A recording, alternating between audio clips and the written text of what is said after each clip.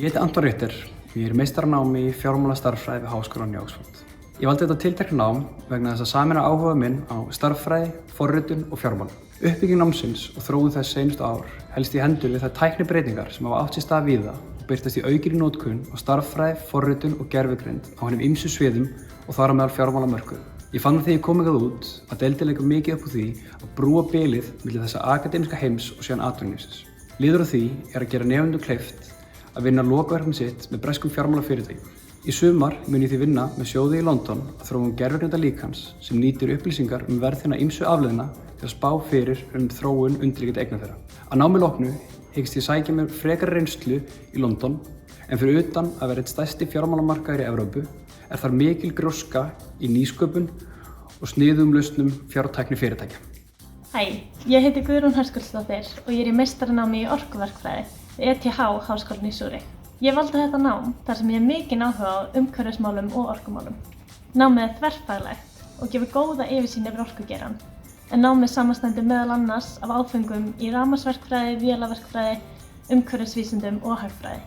Mig langar til þess að öðlast starfsreynslu erlendis en koma svo til Íslands og vinna til dæmis við nýsköpun tengda því að berjast gegn loftslagsvánni, en Ísland býður upp á gríðarlega spennandi tækifæri á því sviði.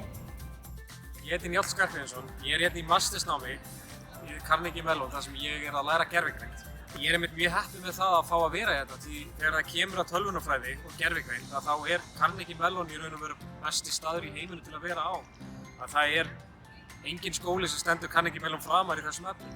Ég myndi segja það að það hafi spilað stóra rullu í því af hverju ég ákvað að koma hingað, en ég finnst bara eitthvað heillandi við gervigreind í að þetta er það fag og það svið sem að örugglega að breyta heiminum hvað mest þessar stundir. Ég er bara einstaklega heppinn með það að fá að vera hér og fá tækifæri við það að vinna svo hjá fyrirtækjum eins og til dæmis Facebook eða Google þar sem maður getur að vinna við þessar hluti á svo ótrúlega stórum skala.